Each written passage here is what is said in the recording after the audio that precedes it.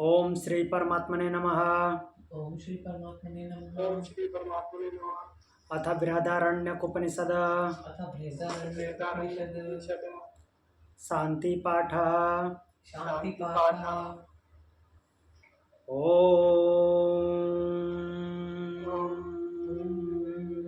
पूर्णमद पूर्णमदा पूर्णमिदं पूर्णमिदं पूर्णात् पूर्णमुदच्यते पूर्णात् पूर्णमुदच्यते पूर्णस्य पूर्णमादाय पूर्णस्य पूर्णमादाय पूर्णमेवावशिष्यते। पूर्णमेवावशिष्यते। ओम ओम शांति शांति शांति।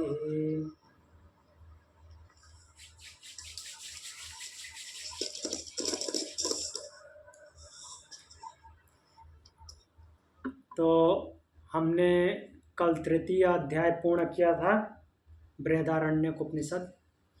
आज बृहदारण्यक उपनिषद चतुर्थ अध्याय प्रथम ब्राह्मण देखते हैं। क्या है प्रथम ब्राह्मण में? चलिए शुरू करते हैं। अथ चतुर्थो अध्याय प्रथमं ब्राह्मणम्। अथ चतुर्थोऽध्याय चतुर्थोऽध्याय प्रथमं ब्राह्मणम्। ओम जनको ह वैदेहा ओम ओम जनको जनको वैदेह आसाम काशां चक्रेऽथ चक्रे चक्रे हा याज्ञवल्क्य आयाज्ञवल्क्य आवव्राज आवव्राज तं होवाच तं तं उवाच याज्ञवल्क्य याज्ञवल्क्य किमर्थम् आचारी किमर्थमाचारी पशुनिच्छन् पशुनिच्छन् पशुनिच्छन् नण्वान्तानि तुभयमेव अन्वन्तानीति भयमेव अभयमेव सम्राग् सम्राट् इति होवाच। इति होवाच। तो यहाँ पे बोल रहे हैं ओम जनको ह वैदेह आसाम चक्रे अथ ह याज्ञवल्क्य आवव्राज। तो जनक जी बैठे हुए हैं। तभी उनके पास कौन? याज्ञवल्क्य आते हैं।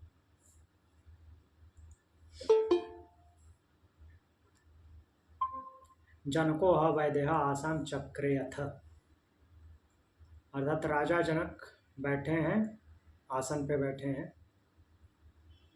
हाँ याज्ञवल्क्य आवव्राज। तो उस समय याज्ञवल्क्य उनके पास आए। तम होवाच याज्ञवल्क्य किमर्थम आचारी। तो राजा जनक उनसे पूछते हैं कि हे याज्ञवल्क्य कैसे आना हुआ, कैसे आए? मीन्स किमर्थम, क्या अर्थ है आने का, कोई प्रयोजन है आने का? इस तरह से पूछते हैं याज्ञवल्क्य से कि किस अर्थ से आए, आपका आगमन हुआ है। पशुनिच्छन् अन्वन्तानि तुभयमेव सम्राट इति होवाच। बोलते हैं क्या पशुओं की इच्छा से अथवा कुछ सूक्ष्मांत प्रश्न श्रवण के लिए आए?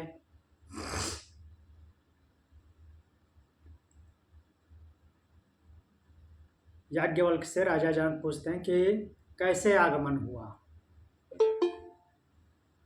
पशुओं की इच्छा से आए या कुछ और प्रश्न उत्तर करना है इसलिए आए? तो बोलते हैं सम्राट बोल रहे हैं कि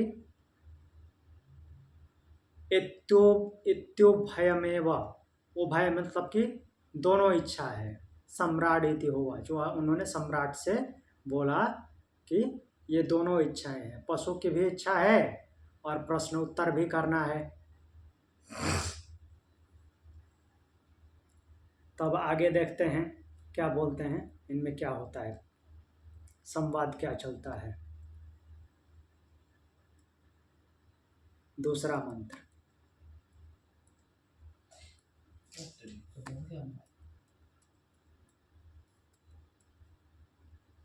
बोल रहे हैं,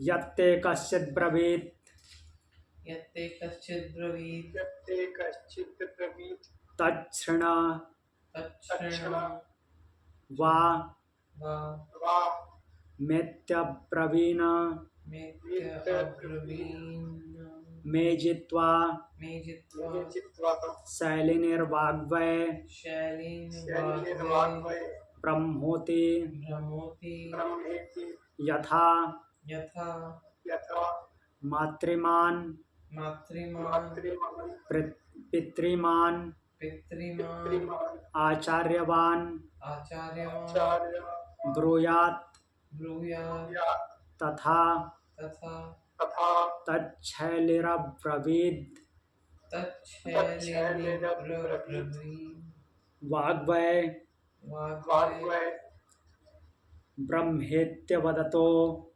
ब्रह्मेत्यब्रवीतो हि किं हि किं हि किं स्यादित्यब्रवीतो सादित्यब्रवीतो ब्रवीतु ते तस्य आयतनं प्रतिष्ठां तस्य आयतनं प्रतिष्ठां न मे अब्रवीद् आदित्येकपाद्वा नामे अब्रवीदिति एकपाद एतत् एतत् सम्राट् इति सम्राट् इति सम्राट् इति स वै नो ब्रूहि याज्ञवल्क्य स वै नो ब्रूहि याज्ञवल्क्य याज्ञवल्क्य वागे वा वागेव आयतनम् आयतनं आकाशः प्रतिष्ठा आकाश आकाश प्रतिष्ठा प्रतिष्ठा तो उसके आगे 1 मिनट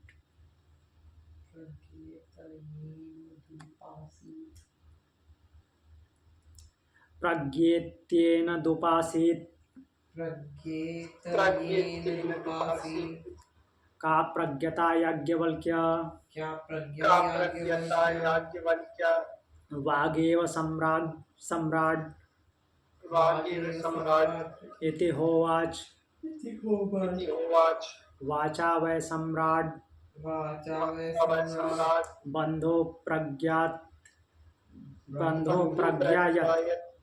बन्धु प्रज्ञायते प्रज्ञायत् ऋग्वेदो यजुर्वेदः ऋग्वेदो यजुर्वेदः सामवेदो सामवेदो अथर्वाङ्गिरस इतिहासः पुराणं विद्या अथर्वणीयस इतिहासः पुराणं विद्या उपनिषदः उपनिषदः श्लोकाः श्लोकाः लोकाः सूत्राण्य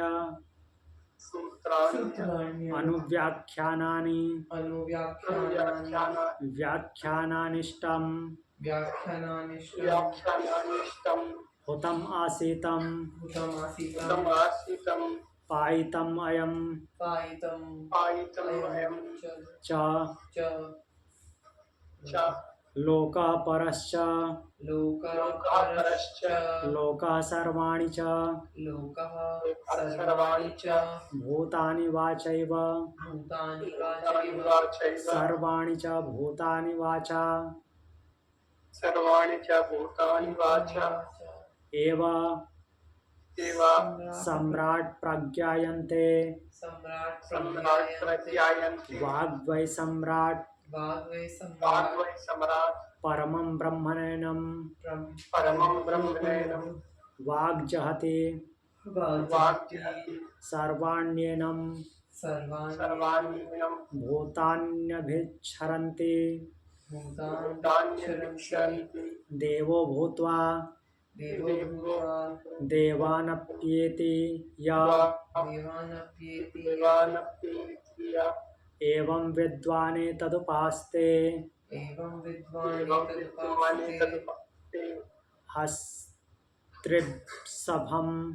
हस्ते ऋषभं सहस्त्रं सहस्रं ददामीति होवाच ददामि ददाति होवाच जनको वैदेहः जनको वैदेहः वैदेहः स होवाच याज्ञवल्क्यः स होवाच याज्ञवल्क्यः पिता मे मन्यत् पिता मे पिता अमन्यत् मे अमन्यत् नाननुशिष्य नानशिष्य हरेतेति। हरेतेति। हरेतेति। तो काफी लंबा है। तो देखते हैं कि इसमें क्या संवाद चला है याज्ञवल्क्य और जनक के बीच में। तो याज्ञवल्क्य जी बोलते हैं,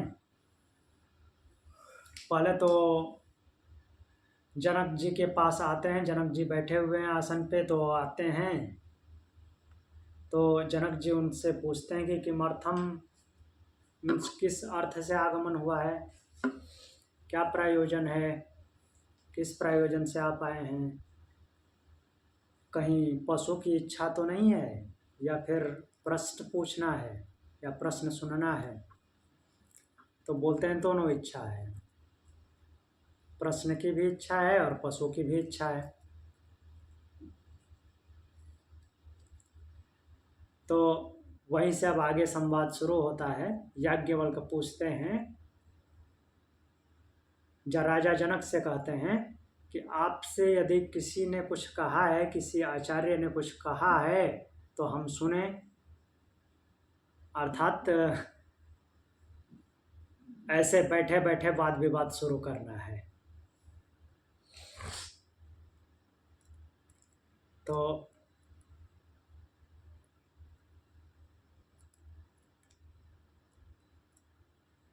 यत्ते कश्चित् ब्रवीत तत्क्षणमं आमेत्य ब्रवीम मे जित्वा। तो आगे बताते हैं वो, पहले बोलते हैं कि आपसे किसी आचार्य ने कुछ कहा है तो बताइए, सुनते हैं। तो जनक जी उत्तर देते हैं कि मुझसे शैलिनी के पुत्र जित्वा ने कहा। क्या कहा है? वाक ही ब्रह्म है, अर्थात वाणी ब्रह्म है। तो अब याज्ञवल्क्य फिर शुरू हो जाते हैं, बोलते हैं कि हाँ ठीक ही कहा है, जैसे मातृमान पितृमान आचार्यवान कहें उसी प्रकार उस शैलिनी के पुत्र ने कहा वाणी ही ब्रह्म है। सही है। अब यहाँ पे मातृवान पितृवान आचार्यवान शब्द बोले हैं, यह हमने पहले भी पढ़ा है। कहाँ पढ़ा है? तैत्तिरीय उपनिषद में।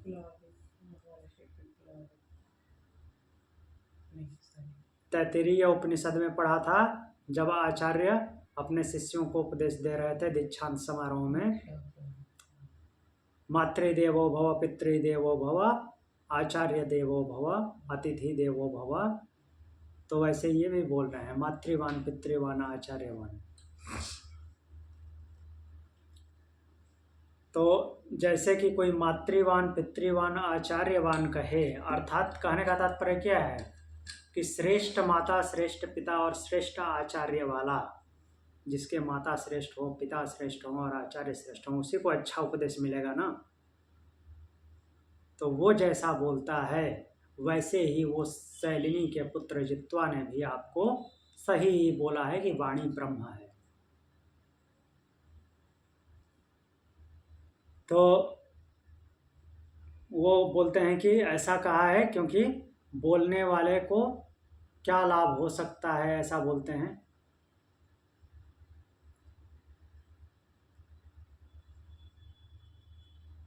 नहीं, एक मिनट, मंत्र देखते हैं क्या लिखा है। यथा मातृमन तथा तच्छैलीर अब्रवीत वाग्वय ब्रह्मोत्वादतो ही किम स्यादित अब्रवीत। न बोलने वाले को, क्योंकि न बोलने वाले को क्या लाभ हो सकता है, बोलना पड़ेगा तभी कुछ प्राप्त होगा।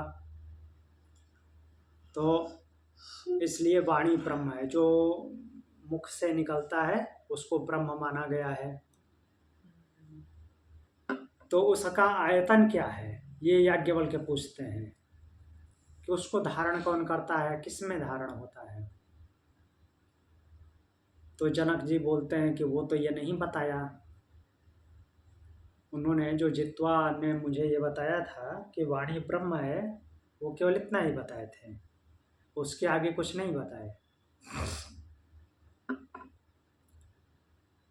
तो फिर याज्ञवल्क्य बोलते हैं कि राजन, यह तो एक ही पाद वाला ब्रह्म है, ब्रह्म तो चतुष्पाद है ना। हमने मांडुक्य उपनिषद में भी देखा है, या फिर उधर क्या बोलते हैं प्रश्न उपनिषद में, ब्रह्म चतुष्पाद है, 4 पाद वाला है। तो याज्ञवल्क्य बोलते हैं कि वाणी ब्रह्म है, केवल इतना ही बताया, तो ये तो केवल एक ही पाद हुआ ब्रह्म का, बाकी 3 पाद तो है नहीं। तो आगे जनक जी बोलते हैं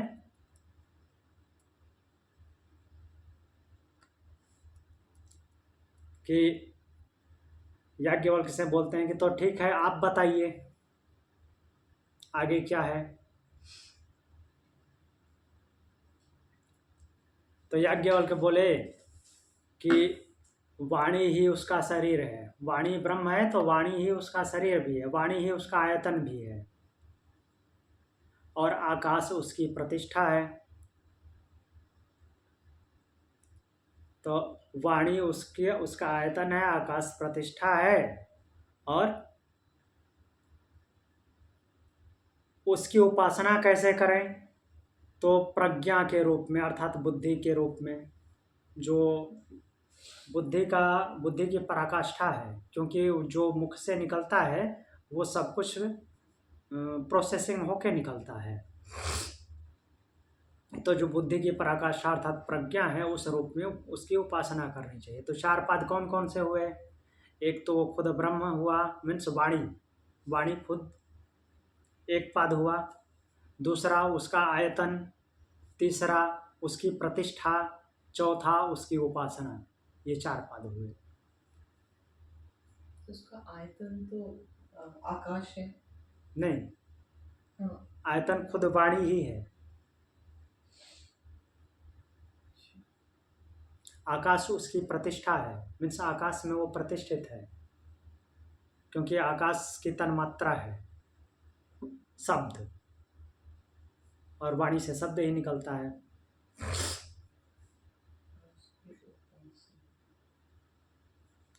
और उसकी उपासना किस रूप में करनी है? प्रज्ञा, हाँ, बुद्धि की पराकाष्ठा के रूप में। तो जनक जी पूछते हैं कि यह प्रज्ञा क्या है, प्रज्ञता क्या है?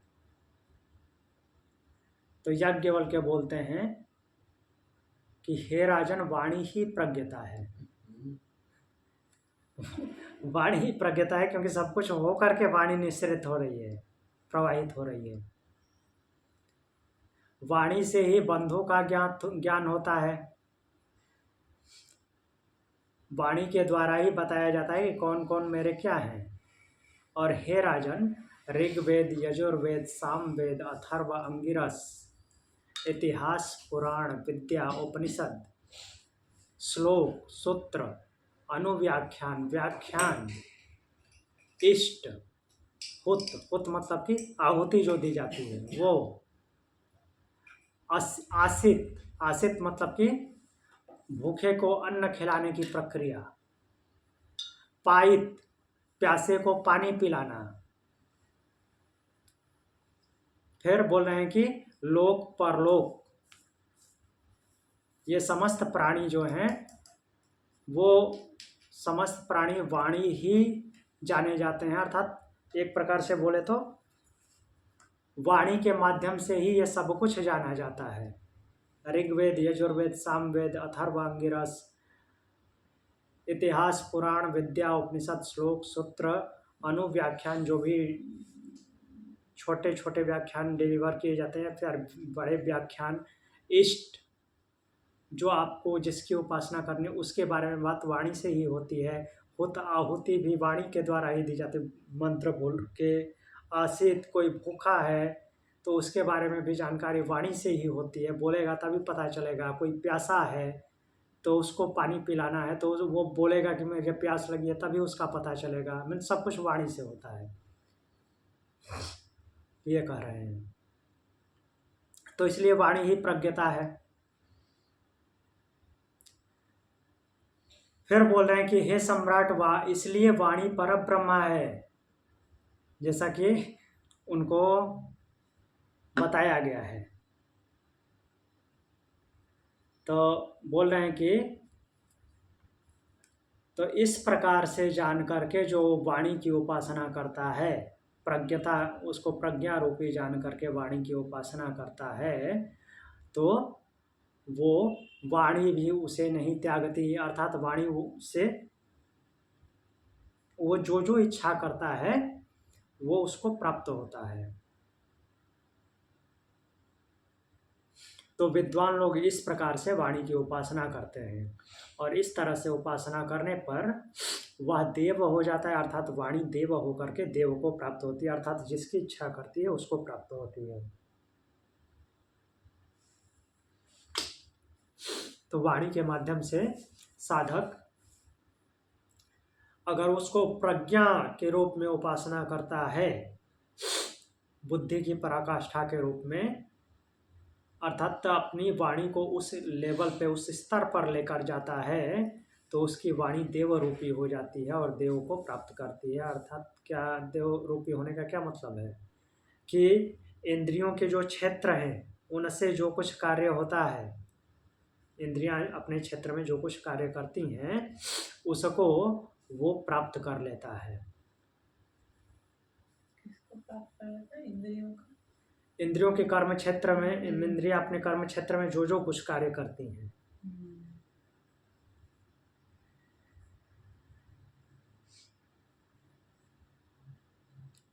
तो आगे जनक जी बोलते हैं, विदेहराज जनक बोलते हैं कि मैं आपको हाथी के समान, हाथी जैसी शक्ति वाले 1000 बैल देता हूँ। ठीक, गाय लेने की बात हुई थी। वो तो अपने आप समझ जाना है कि वो सब हार के चले गए तो उनको 1000 गायें मिल गई। और गाय भी मिल गई, बैल भी मिल गए। हाँ, तो बैल मिल नहीं गए, अभी बोले हैं वो देने के लिए, लेकिन ये लेंगे नहीं। तो फिर याज्ञवल्क्य बोलते हैं कि जब विदेहराज बोलते हैं, विदेहराज जनक बोलते हैं कि मैं आपको हाथी के साथ जैसे शक्तिशाली 1000 बैल देता हूँ, ऐसा अपनी कामना प्रकट करते हैं। तो याज्ञवल्क्य बोलते हैं कि मेरे पिता का विचार था, अर्थात मेरे पिता ने बोला था, मुझे सिखाया था कि शिष्य को उपदेश द्वारा कृतार्थ किए बिना उसका धन नहीं ले जाना चाहिए। जब तक शिष्य कृतार्थ न हो जाए तब तक उसका धन नहीं लेना चाहिए, इसलिए मैं ये 1000 बैल नहीं लूंगा। जनक जी का शिष्य बना लिया। हाँ, अभी अभी उपदेश दिया, इतना तो शिष्य हुए ना, उनको तो केवल इतना ही पता था कि वाणी ब्रह्म है, तो बाकी 3 पाद तो इन्होंने बताए। तब आगे बढ़ते हैं, अगले मंत्र में क्या बोलते हैं। तीसरा मंत्र,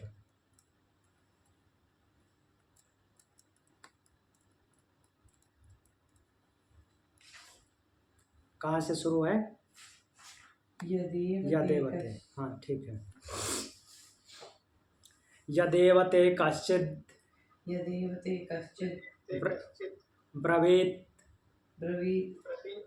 तच्छृण्वम् एत्यब्रवीन्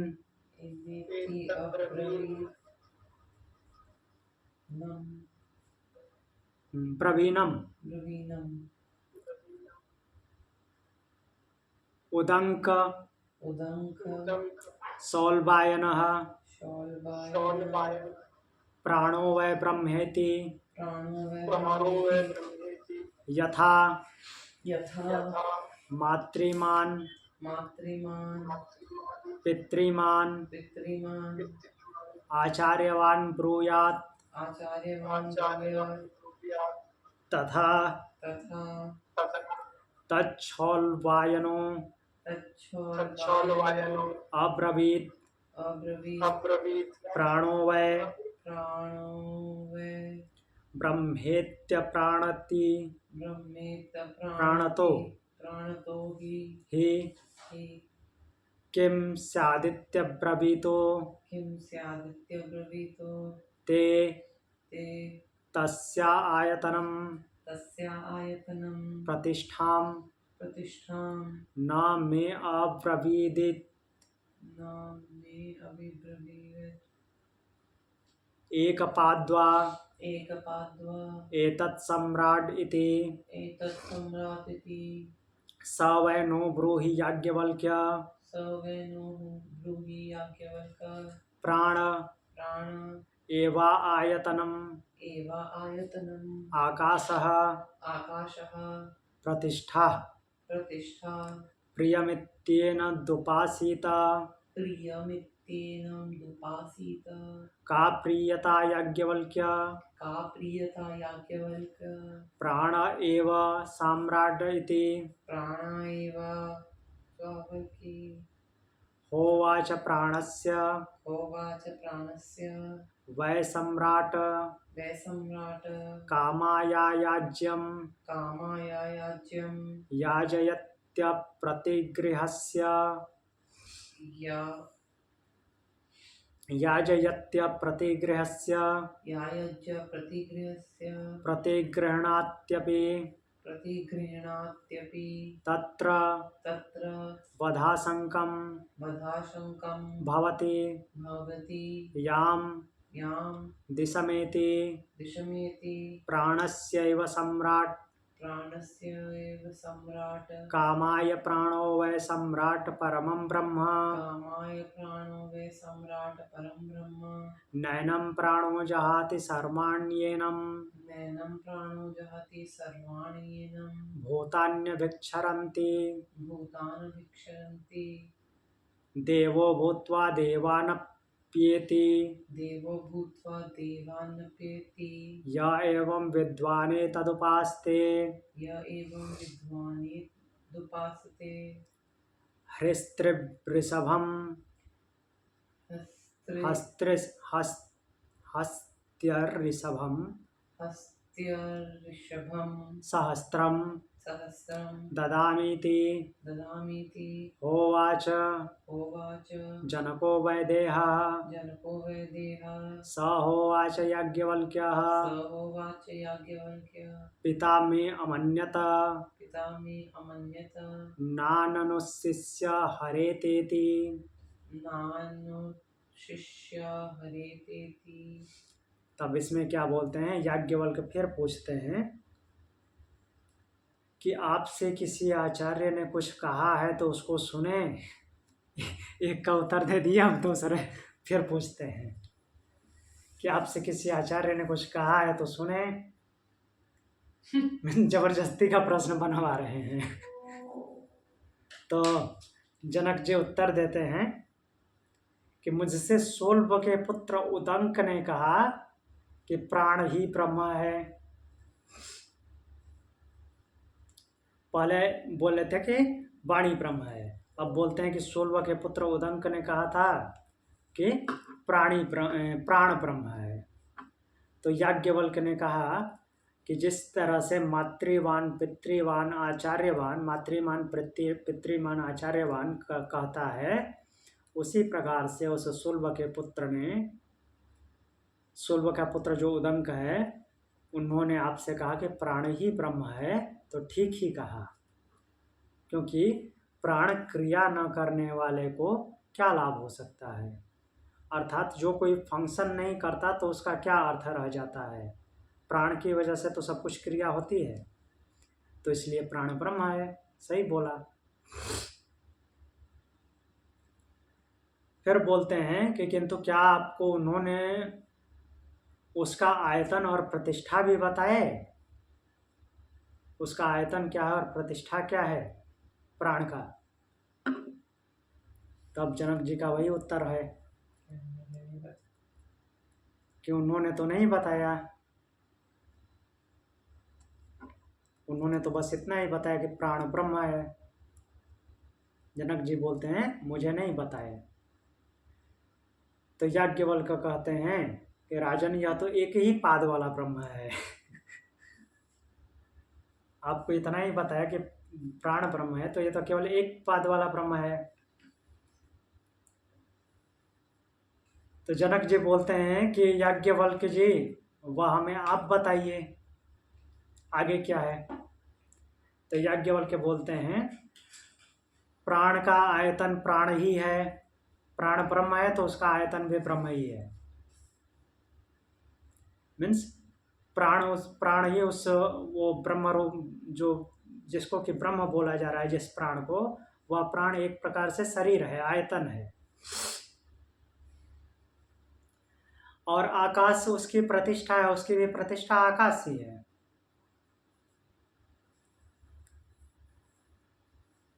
फिर बोलते हैं कि वह प्रिय है, उसकी उपासना प्रिय के रूप में करनी चाहिए।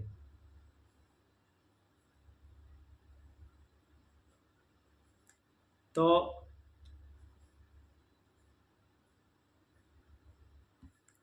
जनक जी बोलते हैं याज्ञवल्क्य से कि ये प्रिय क्या होता है, प्रियता क्या होती है। तो याज्ञवल्क्य बोलते हैं कि हे सम्राट, प्राण ही प्रियता है। जैसे वहां पे बोले कि वाणी ही प्रज्ञा है, यहाँ पे बोले हैं प्राण ही प्रियता है। प्रियता में प्रिय मतलब कि श्रेष्ठ लगने वाला। श्रेष्ठ लगने वाला। हाँ, अब कैसे है देखते हैं, क्यों श्रेष्ठ लगता है, अच्छा लगने वाला, प्रिय लगने वाला। तो बोल रहे हैं कि राजन, प्राण के लिए ही अयाज्य से यजन कराते हैं, अर्थात जो यजन करने योग्य नहीं है उससे भी यजन करा देते हैं, काम करवा लेते हैं। दान न लेने योग्य से दान लेते हैं। ऐसा क्यों बोल रहे हैं? यहाँ पे प्राण किस रूप में बोला गया? जीवन के रूप में। कि जीवन संकट में पड़ता है तो न यजन करने वाले में जो नहीं करना चाहिए वो भी करता है प्राणी, कि ताकि मैं जीवित रह सकूं। जब जीवन संकट में आता है तो न करने योग्य चीजें भी वो करता है कि ताकि मेरा जीवन निर्वाह हो जाए। वैसे ही दान न लेने योग्य से दान लेता है, जीवन निर्वाह के लिए ही। तथा फिर बोल रहे हैं कि जिस दिशा में जाते हैं वध की आशंका से डरते हैं। अर्थात कहीं जाते हैं जहाँ नहीं जाना चाहिए तो वहाँ डरते हुए जाते हैं, और इसलिए कि चलो यहाँ पे खतरा भी है तो क्या हुआ, जिंदा बच जाऊंगा तो आगे की जिंदगी देख लूंगा। तो इस भाव से प्राण को लिया गया है। तो बोलते हैं हे सम्राट, यह सब प्राण के लिए होता है, जीवन के लिए होता है। जैसे लोग बोलते हैं कि पेट के लिए सब कुछ कर रहे हैं, भोजन के लिए, मीन्स जीवन निर्वाह के लिए। फिर बोलते हैं कि हे राजन, प्राण ही परब्रह्म है। इसलिए प्राण परब्रह्म है क्योंकि ये प्राण की वजह से ही सब कुछ है। वो प्राण ही जीवन के रूप में है, तो इसलिए उसको प्राण को ब्रह्म बोला गया है। और जो विद्वान, जो साधक इसकी इस प्रकार से उपासना करता है, उसको ब्रह्म के रूप में जान करके उपासना करता है, अर्थात जो अपने आप से हो सके तो उसको सही रास्ते पे वैसा करता है, मीन्स अपने जीवन निर्वाह के लिए सही रास्ते का चयन करता है, तो उस समय प्राण उसको नहीं छोड़ता। अर्थात प्राण उसको आगे, मीन्स आगे जीवन देता है, जीने की इच्छा प्रदान करता है, और आगे जीवन भी चलता है अगर वो सही तरीके से काम किया तो। और वह देव बनकर देवों को प्राप्त होता है, ऐसा बोलते हैं। अर्थात कि जिस कामना से कार्य किया गया हो तो उसको वो प्राप्त होता है। फिर जनक जी बोलते हैं कि मैं आपको हाथी के जैसे शक्तिशाली 1000 बैल देता हूँ। इस प्रश्न पे भी वो प्रस्ताव रखते हैं।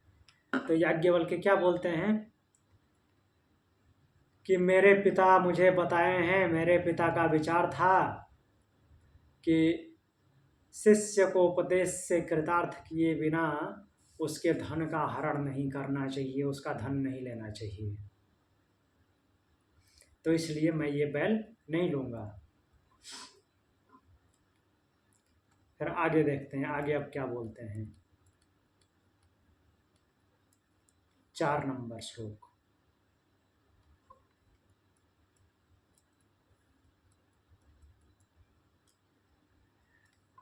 यदेव ते कश्चित् ब्रवीत् यदेव ते कश्चित् ब्रवीत् तच्छृण्वम् तच्छृण्वम् एत्यब्रवीन्मे तब्रवीम्मे बर्कुर्वाण्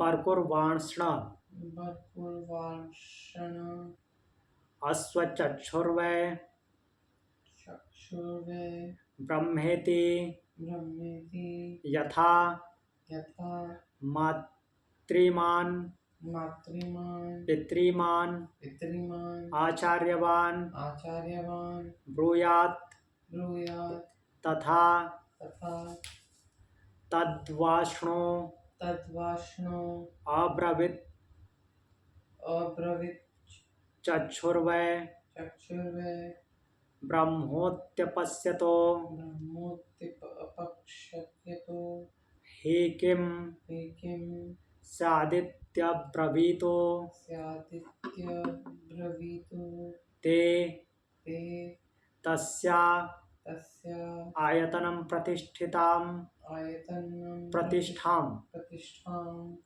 न मे अब्रवीत् न मे अब्रवीत् इति इति एकपाद्वा एतत् एकपाद्वा एतत् सम्राडिति सम्राडिति स वै नो ब्रूहि याज्ञवल्क्य स वेनो ब्रूहि याज्ञवल्क्यः चक्षुरेव चक्षुरेव आयतनम् आकाशः आयतनम् आकाशः प्रतिष्ठा प्रतिष्ठा सत्यमेति सत्यमिति ये तदुपासीत एतदुपासीत का सत्यता याज्ञवल्क्य का सत्यता याज्ञवल्क्य चक्षुरेव सम्राट इति चक्षुरेव सम्राडिति होवाच होवाच चक्षुषा वै चक्षुषा वे सम्राट सम्राट् पश्यन्तम् पश्यन्तम् आहुरद्राक्षीरिति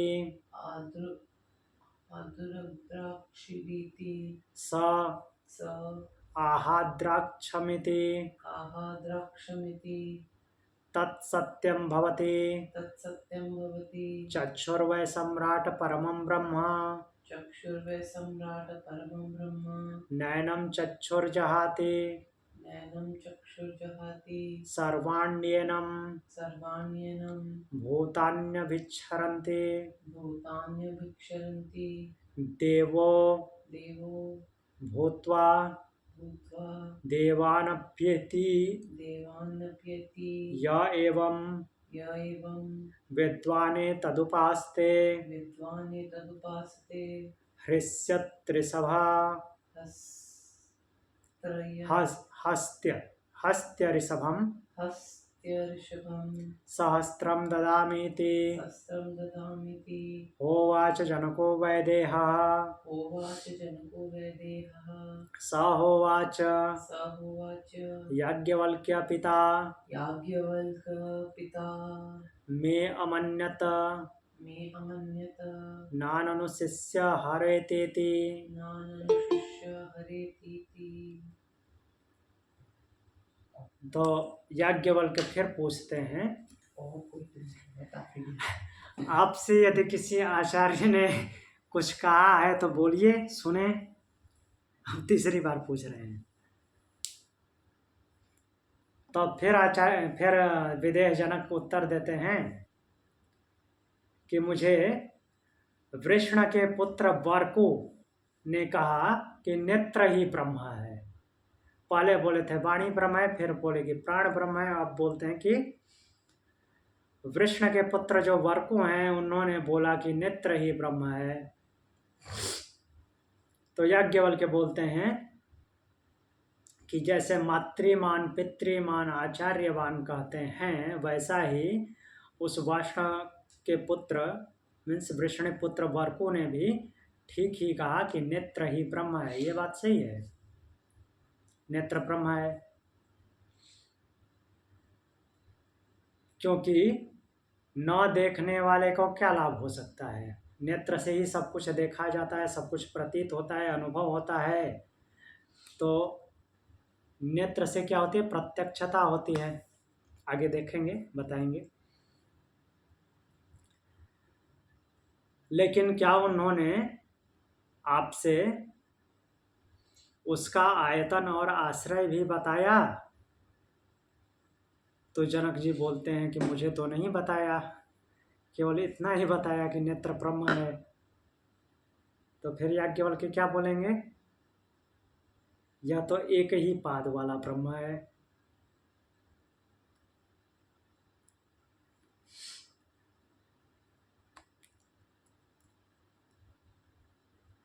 याज्ञवल्क्य बोलते हैं कि हे राजन, यह तो एक ही पाद वाला ब्रह्म है, बाकी 3 पाद तो है ही नहीं। तो राजा बोलते हैं कि 3 पाद आप बताइए। तो याज्ञवल्क्य बोलते हैं कि नेत्र ही उसका आयतन है। नेत्र ब्रह्म है तो नेत्र ही उसका आयतन है, अर्थात नेत्र ही उसको धारण करता है, उस ब्रह्म को। आकाश उसका आश्रय है। आकाश मतलब कि जितना भी विस्तार है, जो कुछ भी इस नेत्र को दिखाई देता है, वो उसका आश्रय है। और इसकी उपासना कैसे करनी है? सत्य के रूप में। तो चारों पाद पूरे हो गए। नेत्र ब्रह्म है, नेत्र ही उसका आयतन है, आकाश उसका आश्रय है, उसकी उपासना सत्य है, सत्य के रूप में उसकी उपासना करनी है। तो जनक जी कहते हैं कि ये सत्यता क्या है? सत्य के रूप में उसकी उपासना करनी है, सत्य क्या है? नेत्र से संबंधित सत्य क्या है? तो याज्ञवल्क्य कहते हैं कि हे राजन, नेत्र ही सत्यता है, आँख ही सत्यता है। कैसे? तो बोलते हैं कि हे सम्राट, नेत्र से ही देखने वाला सब कुछ देखता है।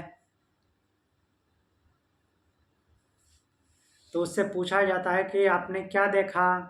तो बताता है कि मैंने क्या देखा। तो जो भी देखता है वो प्रत्यक्ष प्रमाण होता है, तो इसलिए वो सत्य है। जो देखता है वो सत्य होता है,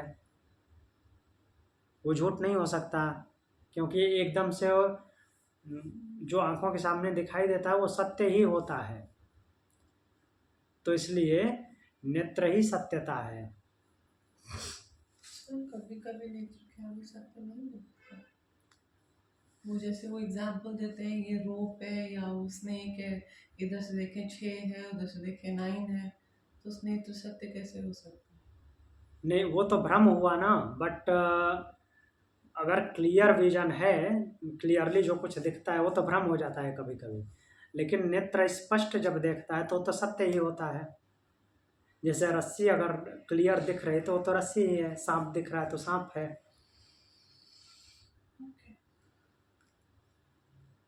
तो इसलिए प्रत्यक्ष जो प्रमाण में हम प्रत्यक्ष प्रमाण लेते हैं वो आंख के ही नाम पे है। प्रति अक्ष मीन्स आंख के जो सीधे सीधे सामने है,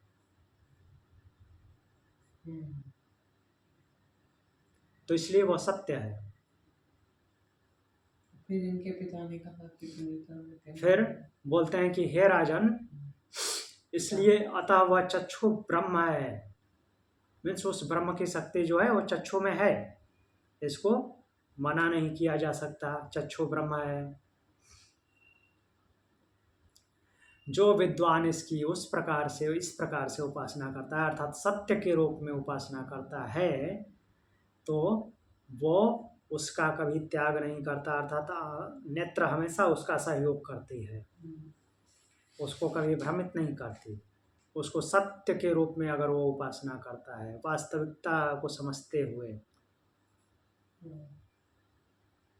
और वो जो कुछ देखता है, जो कुछ अनुभव करता है और उसकी प्राप्ति चाहता है, तो उसको प्राप्त करता है।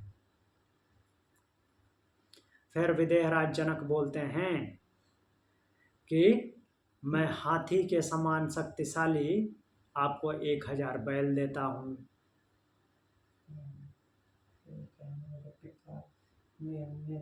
तो याज्ञवल्क्य बोलते हैं कि मेरे पिता का विचार था कि शिष्य को उपदेश से कृतार्थ किए बिना उसका धन नहीं लेना चाहिए। और बताओ, तो अभी और बताओ, और किसने क्या बोला? और बताओ, यहीं से आया जो हम बोलते हैं ना, वो और बताओ, यहीं से आया। Very good. तो अगला मंत्र देखते हैं। यदेव ते कश्चित् ब्रवीत् तत्क्षणमा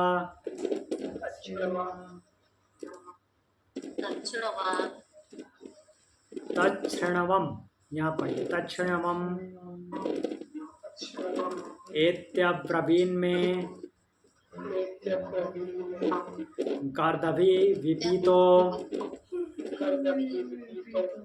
भारद्वाजः श्रोत्रं वै ब्रह्मेति यथा मातृमान् पितृमान् आचार्यवान् ब्रूयात्।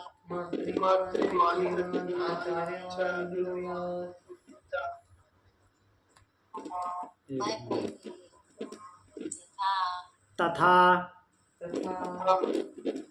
तद्भारद्वाजो अब्रवीत् श्रोत्रं वै ब्रह्मोत्य शृण्वतो हि किं स्यादित्यब्रवीतो ते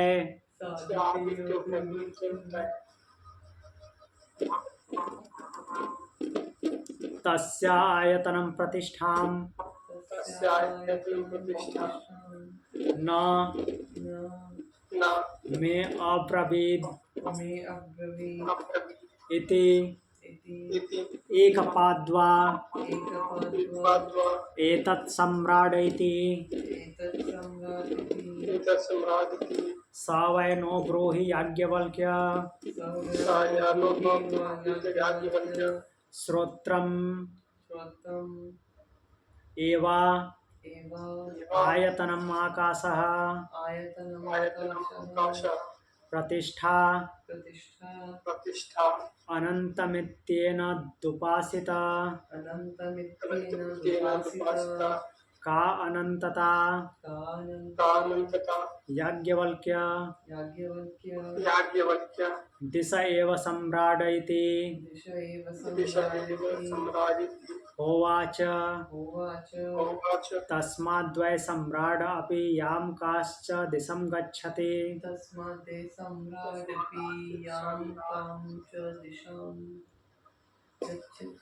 नैवास्या अन्तं गच्छत्यनन्ता हि दिशो दिशो वै सम्राट श्रोत्रं श्रोत्रं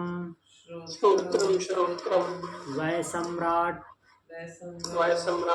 परमं ब्रह्म नैनं श्रोत्रं जहाति सर्वाण्येनं भूतान्यभिच्छरन्ति देवो भूत्वा देवान्यप्येति या एवं विद्वाने तदुपास्ते हस्त्यऋषभं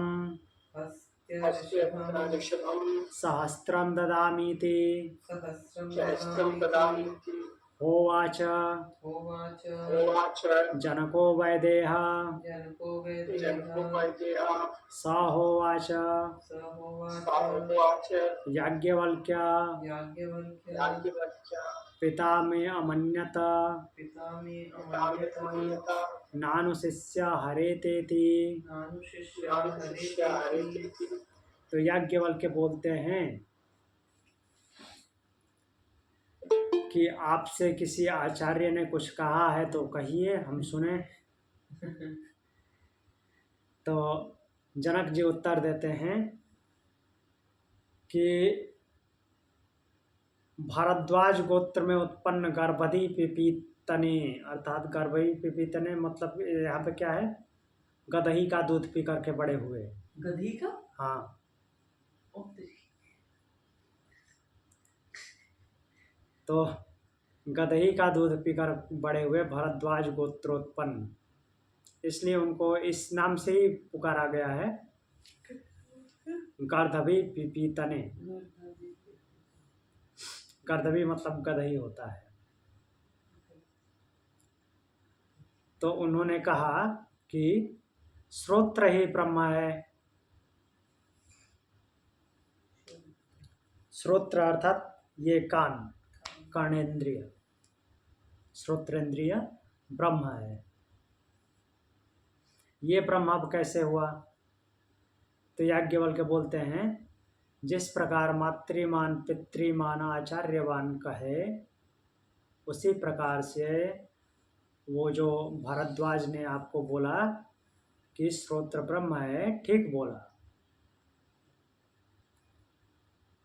क्योंकि न सुनने वाले का कोई प्रयोजन नहीं है, सुन करके ही सब कुछ जाना जाता है। तो इसलिए ब्रह्म, ये श्रोत्र ब्रह्म है। लेकिन क्या उन्होंने आपको इसका आयतन और आश्रय भी बताया? तो जनक जी ने बोला, नहीं, उन्होंने तो मुझे नहीं बताया। तो फिर याज्ञवल्क्य बोलेंगे, ये फिर तो यह एक ही पाद वाला ब्रह्म है, आयतन आकाश है। ये एक ही पाद वाला ब्रह्म है।